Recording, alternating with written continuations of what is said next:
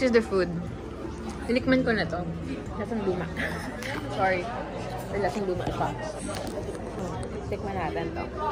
Ito naman, sabi ko kahit anong tomato sauce. Anong tawag dito?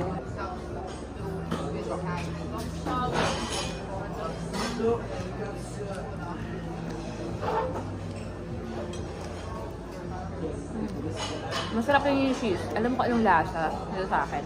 Ito parang homemade siya na pasta. Napapanood ko sa Instagram. Alam mo anong lasa niya? Nasa siyang fish ball na sinausaw sa sardinas.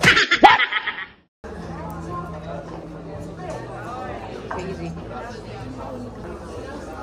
Pero haluin natin yung yung cheese baka kulang sa cheese lang. Cheese with fish ball, may tomato.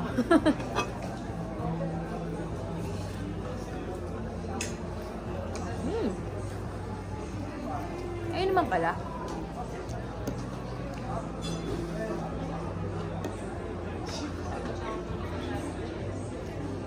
Pwede. Tikman natin to.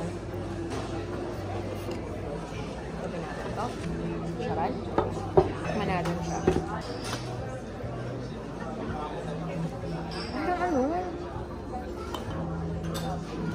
Parang ang dry ng beef.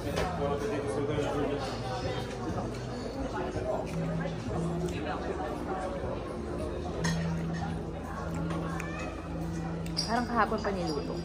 Huli nito. May walang sauce. Masarap siya.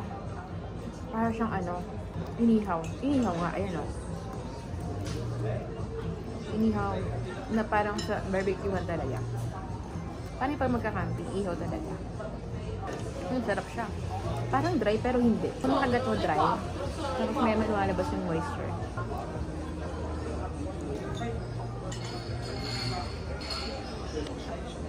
Sarap siya.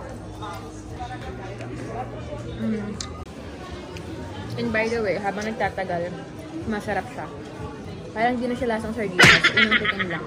Kasi tayong mga Pilipino, parang na-associate natin yung tomato sauce with olive na sardinas.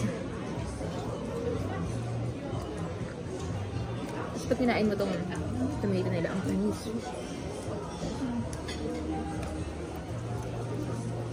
Ibang lasa ng tomato nila ng Europe talaga. Sarap. Pero eto, kawawa umakit sa table ko Nagbayad ka, nagbayad ka.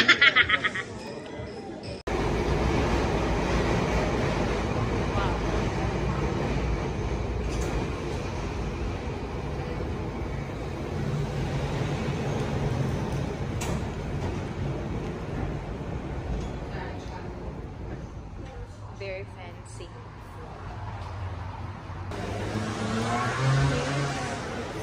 So I just got back from Como, and by the way, I would like to share with you guys what Tita Ching told me na kapag pumunta ka since I think this is my last day here in Milan, I'm heading to either Florence or directly to Roma. I'm not sure yet. By the way, I came here yesterday in the Galleria. I missed something. Dito daw sa gitna, may myth ito parang may myth na pag nandito ka sa Milan, you have to go at the center wherein nandun daw yung toro. Tapos you have to umikot daw thrice. Tapos you can wish. I think they're doing it. And I'm not gonna miss that. Seriously. Whether it's true or not, I'm gonna do it. It's actually that one. Then you have to stamp 3 times.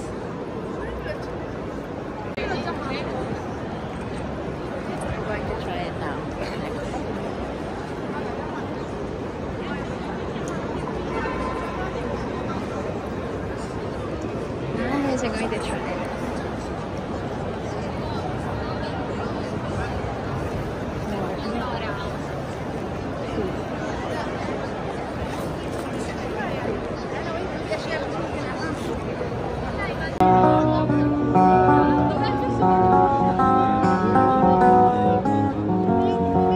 Blackbird singing in the dead of night.